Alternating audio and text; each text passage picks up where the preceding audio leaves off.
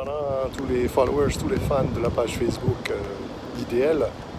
Je me trouve ce matin même ici à Honolulu, en plein centre du campus de UH, l'University of Hawaii Manoa. J'ai souhaité d'ailleurs vous faire cette petite vidéo particulièrement inspirée sur la question justement de l'autodidacte en matière de développement personnel.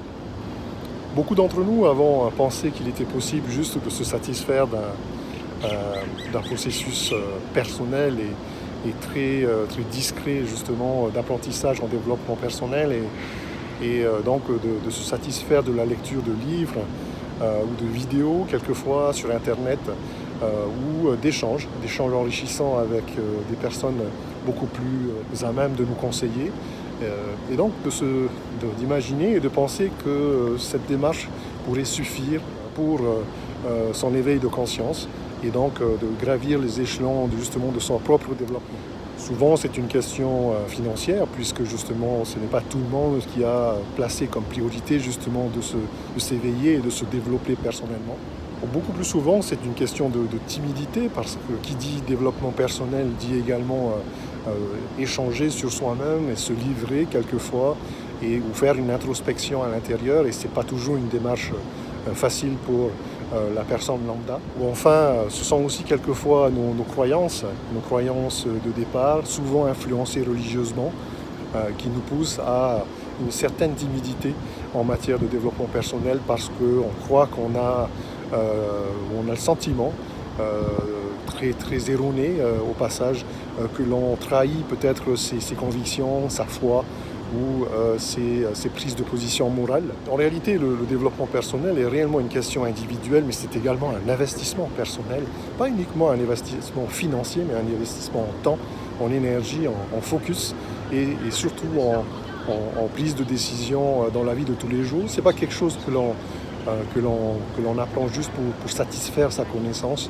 ou quelquefois même pour satisfaire son propre ego.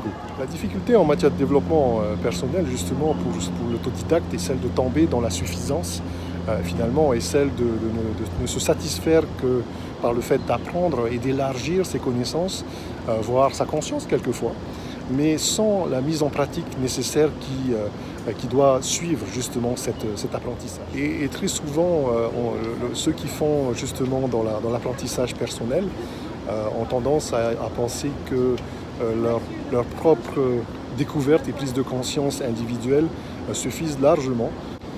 Je voudrais vraiment encourager toutes ces personnes qui sont concernées par ce message ce matin et leur dire que bien sûr il ne s'agit pas non plus de casser la tirelire pour casser la tirelire ou de faire des investissements par-ci par-là à peu près partout où on peut se développer, mais justement de se focaliser sur un objectif très précis en matière de développement et de surtout se faire accompagner dans cette élévation de conscience. La grande difficulté du développement personnel, c'est que souvent on confond le changement et la transformation.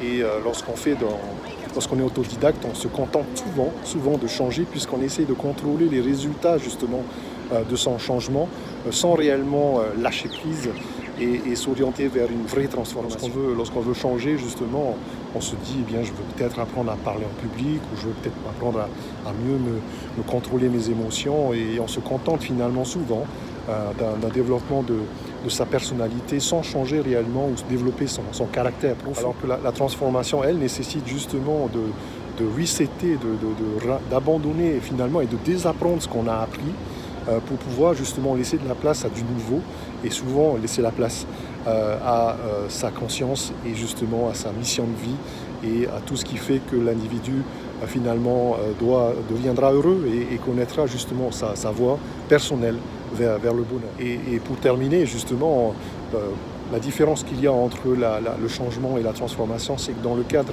de la transformation, il faut réellement une prise de conscience. Sans prise de conscience, il n'y a pas de transformation.